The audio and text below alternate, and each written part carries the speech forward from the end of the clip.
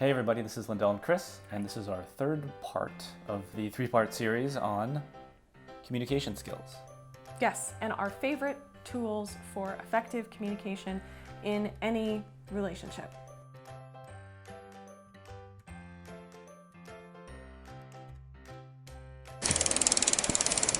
We use all three of these on a consistent basis.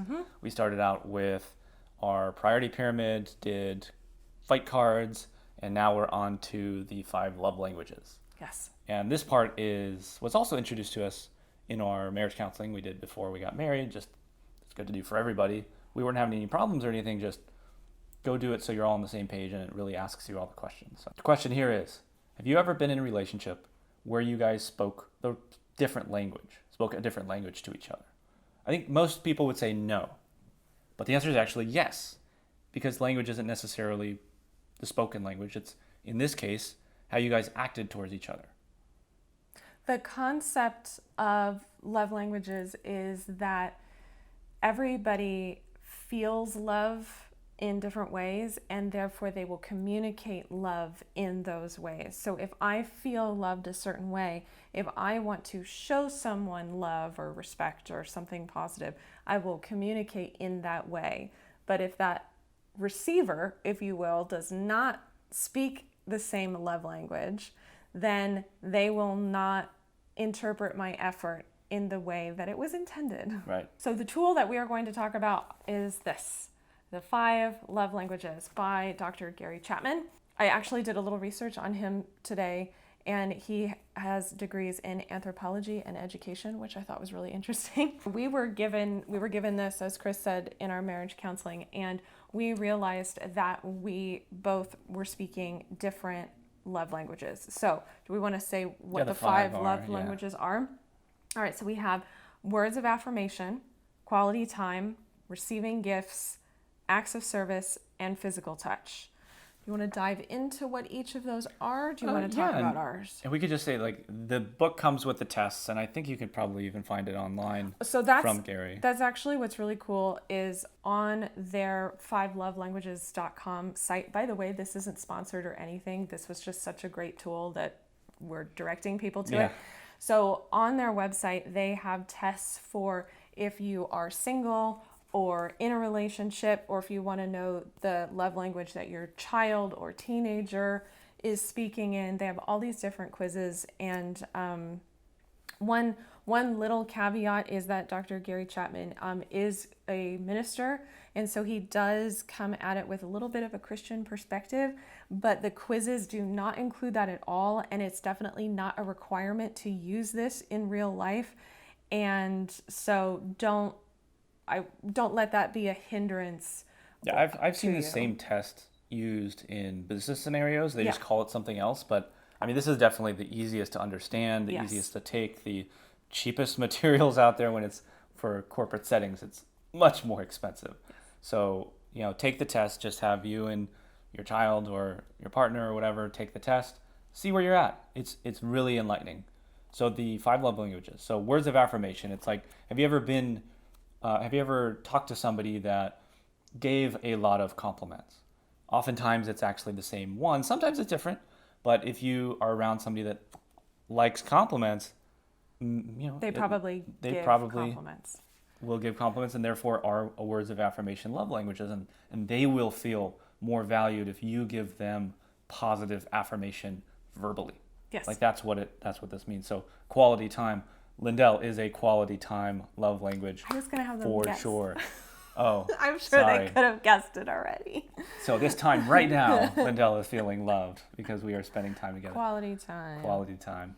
Receiving gifts. If you know of anyone, even yourself, that loves giving and receiving gifts, and that is something that maybe you and your partner do on a daily basis, or your kid loves getting gifts, that's probably an indication.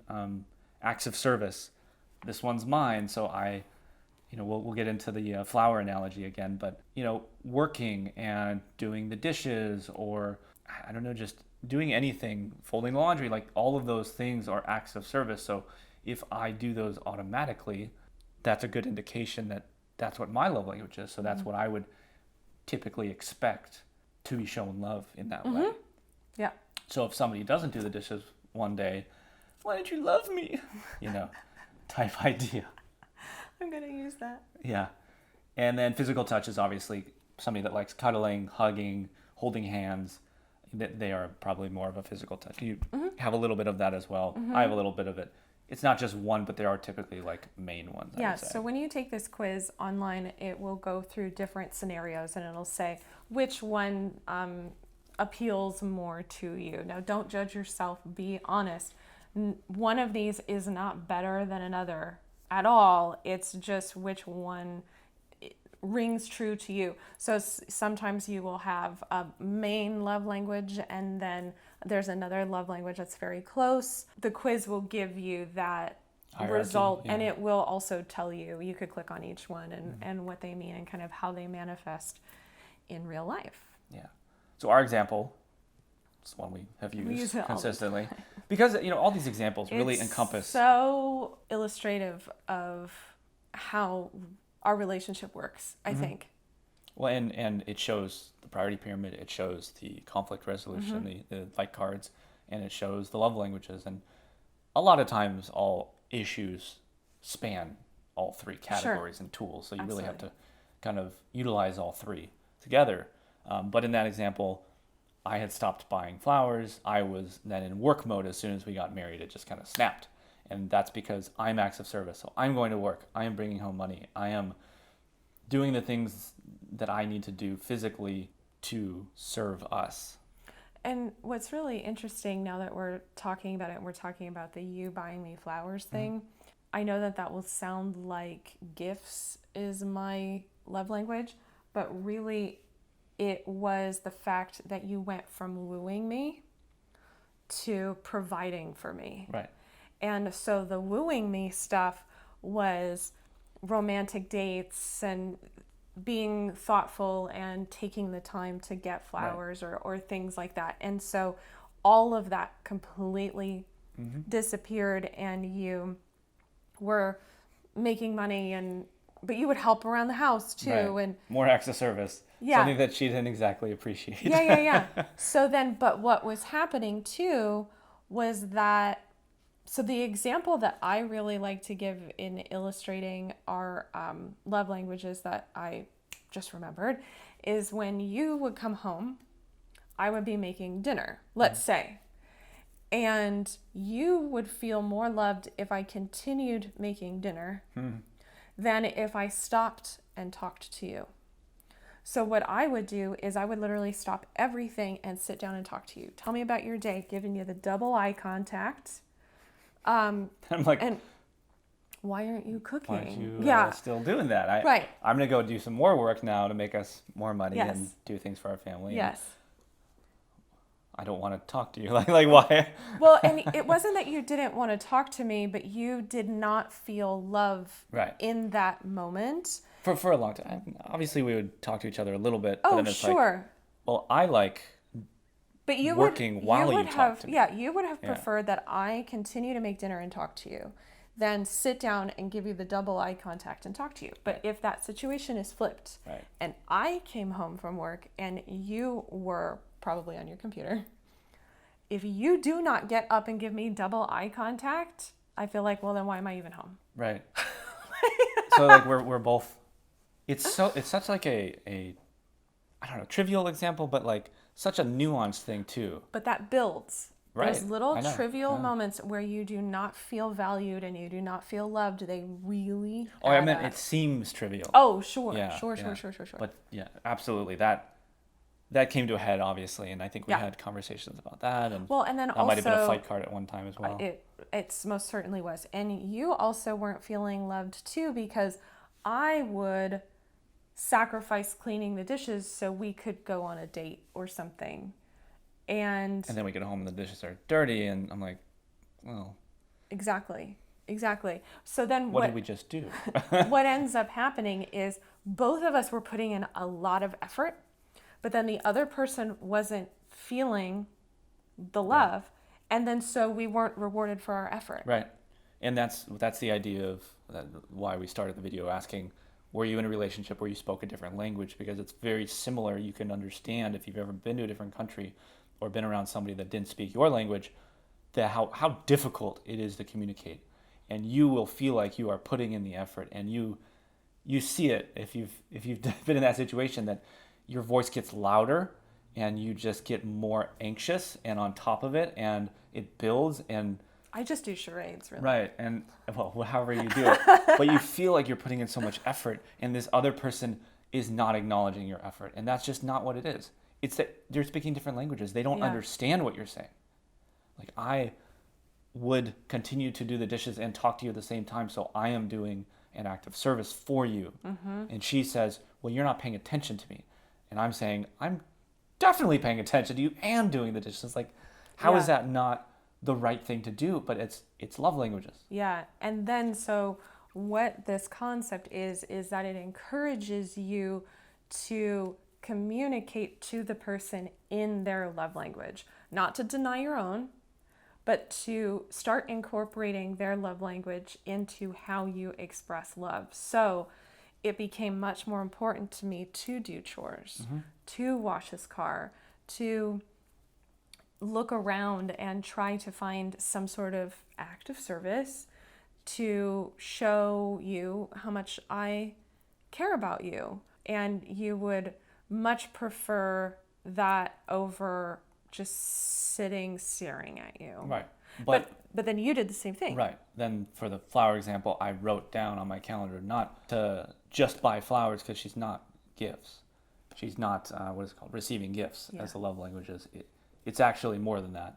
And we never dove into it, but it's like, please, let's go to a flower shop and spend time picking out flowers. It's, hey, I will bring home flowers and we will have a date, or something that includes quality time. So it's a little gifts, but it was more of, as Lindell mentioned, the wooing itself around that. Yes. And that larger idea. And also that you took time out of your day to commit to me. It is very nuanced. Right.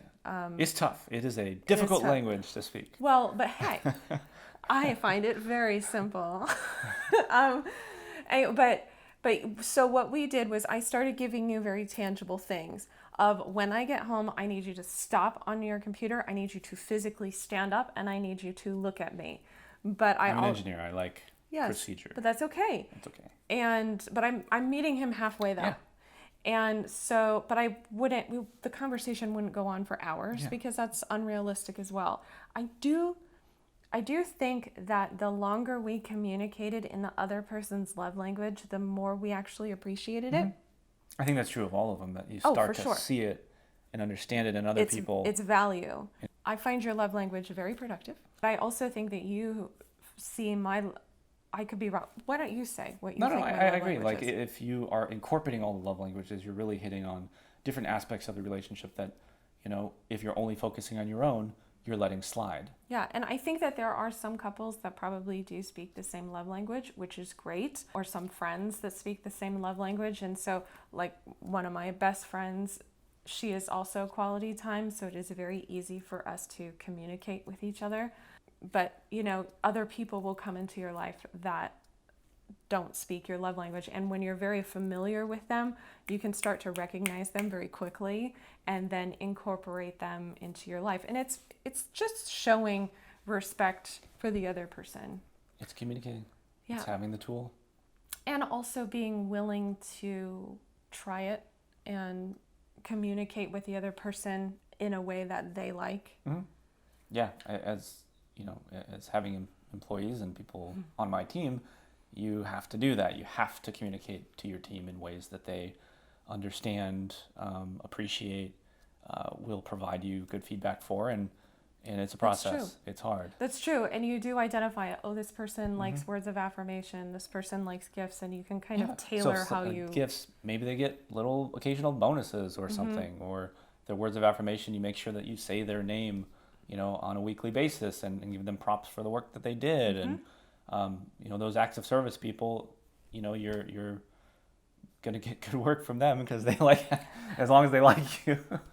It's just funny how this translates into so many aspects of society. He loves his love language, doesn't he? Efficiency.